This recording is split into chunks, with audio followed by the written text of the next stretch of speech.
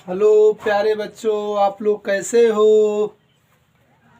चलिए प्यारे बच्चों, आज हम आपके सामने बड़ क्रम क्या है, प्रकाश के बड़ विक्षेपण का कारण क्या है। बड़ क्रम, तो बड़ क्रम क्या है इसको हम समझाएंगे।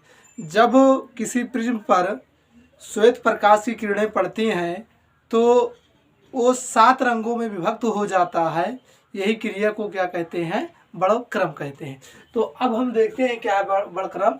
जब श्वेत प्रकाश किसी प्रिज्म में से गुजरता है, जब कोई श्वेत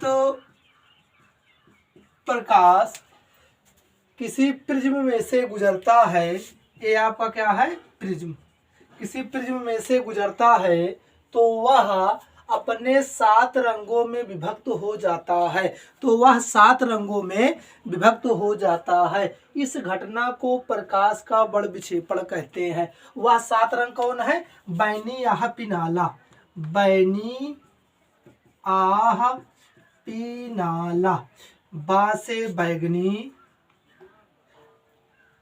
बैगनी, नी से नीला, आ से आसमानी, पी से पीला, ना से नारंगी, ला से लाल, ला से लाल।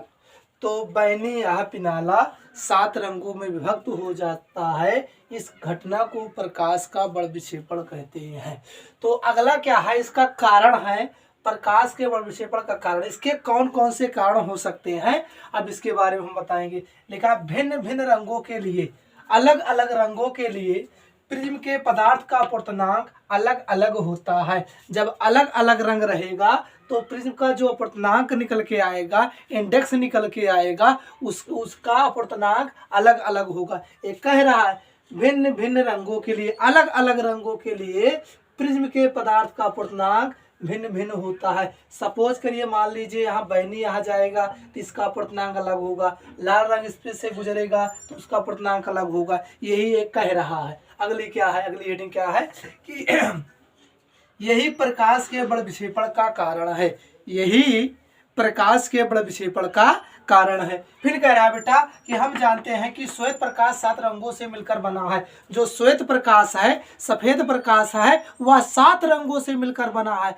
7 रंगों से मिलकर बना है। उसके बाद फिर लिखा है कि जिनमें से बैगनी रंग के लिए प्रिज्म के पदार्थ का अपवर्तनांक सबसे अधिक, जो बैगनी रंग के पदार्थ का प्रिज्म के पदार्थ का अपवर्तनांक सबसे अधिक होता है, लाल रंग के प्रिज्म के पदार्थ का अपवर्तनांक सबसे कम होता है। लेकिन सूत्र से पतले प्रिज्म के लिए delta M del M equal to n-1 into A के अनुसार बैगनी रंग को प्रकाश किरण का विचलन सबसे अधिक और लाल रंग के प्रकाश का किरण का विचलन सबसे कम होता है। इसलिए बड़ क्रम को बैगनी रंग सबसे नीचे और लाल रंग सबसे ऊपर होता है। शेष रंग उन्हीं के बीच में अपसरित होते रहते हैं या उन्हीं की बीचों में रखे गए हैं। ये कह रहे हैं कि प्रिज्म के पदार्थ का पूर्णांक हम जानते हैं कि श्वेत प्रकाश 7 रंगों से मिलकर बना है, जिनमें से बैगनी रंग के लिए प्रिज्म के पदार्थ का पूर्णांक सबसे अधिक होता है, लाल रंग के प्रिज्म का पूर्णांक सबसे कम होता है। लेकिन सूत्र से पतले प्रिज्म के लिए विचलन के सूत्र से क्या है कि del M equal to n-1 के अनुसार बैगनी रंग को प्रकाश किरण का विचलन सबसे अधिक और लाल रंग के प्रकाश का विचलन सबसे कम होता है। इसलिए बड़ क्रम में बैगनी रंग सबसे नीचे और लाल रंग सबसे ऊपर रखा गया है और शेष रंग इन्हीं दोनों के बीच अपसरित होते रहते हैं। बाकी दोनों, जैसे इनके कहने का आश्रय यही है, कहने का अर्थ यही है इनका कि कहने का अर्थ इनका यही है कि मान लीजिए आपका ये प्रिज्म श्वेत प्रकाश गुजरा, ये आपका क्या है, लाल रंग, ये क्या है, बैगनी रंग।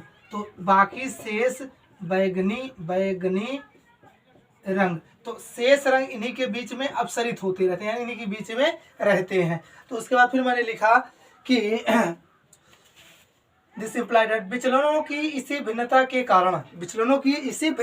कारण जो विचलन है मेरा फिसलना है, विचलनों की इन्हीं भिन्नता के कारण श्वेत प्रकाश 7 रंगों में विभक्त हो जाता है। जब श्वेत रंग जो है मेरा 7 रंगों में विभक्त हो जाता है। उसके बाद हम बताते हैं अगली कड़ी आपको। हाँ प्यारे बच्चों, आप लोग देखते हैं, लिख दिए वर्णक्रम, spectrum. What is the spectrum? तो प्रकाश के बड़ विक्षेपण के फलस्वरूप प्राप्त हुए रंगों के समूह को वर्णक्रम कहते हैं। प्रकाश के बड़ विक्षेपण के फलस्वरूप, प्रकाश के बड़ विक्षेपण यानी टूटने की क्रिया फलस्वरूप प्राप्त हुए रंगों के समूह को वर्णक्रम कहते हैं। प्रिज्म के आधार से इन रंगों का वर्णक्रम निम्नवत है: बैगनी, जामुनी, नीला, हरा, पीला, नारंगी, लाल। तो लाल को सबसे नीचे रखा गया है, बैगनी को सबसे ऊपर रखा गया है। तो कोणीय बड़ विक्षेपण, कोणीय बड़ विक्षेपण प्रिज्म से निर्गत किन्हीं भी दो रंगों की प्रकाश किरणों के बीच के कोण को उन किरणों का कोणीय बड़ विक्षेपण कहते हैं। इसे थीटा से व्यक्त करते हैं। तो अब जगह तो नहीं है, फिगर बनाना पड़ेगा, बिना फिगर के सवाल आएगा नहीं। तो इसके लिए थोड़ा मुझे तो देखते हैं हम। तो मैंने क्या लिखा कि प्रिज्म से निर्गत किन्हीं भी दो रंगों की प्रकाश किरणों के बीच के कोण को उन किरणों का कोणीय बड़ विक्षेपण कहते हैं। इसे थीटा से व्यक्त करते हैं। अब देखिए, जब श्वेत प्रकाश निकलता है तो यह दो रंगों में, कई रंगों में विभक्त हो जाता है। तो एक लाल में, तो जब यहाँ पढ़ने के पश्चात लाल रंग का ए है और बैगनी रंग का ए है। जब निर्गत मतलब पीछे निकलने वाली किरणें, जब इनको हम पीछे निकालेंगे तो कहीं ना कहीं किसी पॉइंट पर जाके इसका आभासी बिंदु यहाँ आके मिला, इसका आभासी बिंदु यहाँ मिला। जहाँ ये दोनों, इसका यहाँ चला गया, प्रिज्म पढ़ने पर ये मुड़ गया, क्योंकि सघन माध्यम से विरल माध्यम, विरल माध्यम से सघन माध्यम। तो इसका जो अपवर्तनांक बनेगा, जब इसको हम सीधा लेके जाएंगे कहीं यहाँ क्रॉस कर देगा, और इस किरण का जब हम पीछे लेके जाएंगे कहीं ये यहाँ क्रॉस करेगा।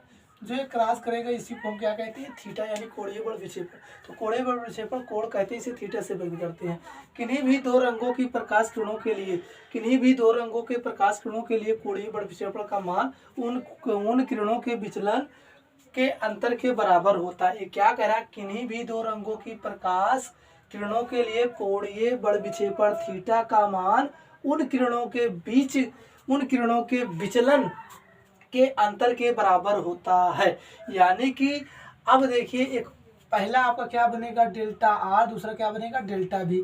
तो अब इनका जब इतना से यहाँ से लेके यहाँ डेल्टा भी बना, यहाँ से लेके यहाँ डेल्टा आर बना, तो यहाँ से लेके यहाँ तक डेल्टा भी बना, यहाँ से लेके यहाँ पे। अब अंतर क्या निकल के आएगा? बड़े में से छोटा कट जाएगा, तो बड़े में से छोटा घटेगा। तो वही तो कह रहा है, किन्हीं भी दो रंगों की प्रकाश किरणों के लिए कोणीय बड़ विक्षेपण का मान उन किरणों के विचलन के अंतर के बराबर होता है। यानी del B minus del are theta के बराबर हो जाता है।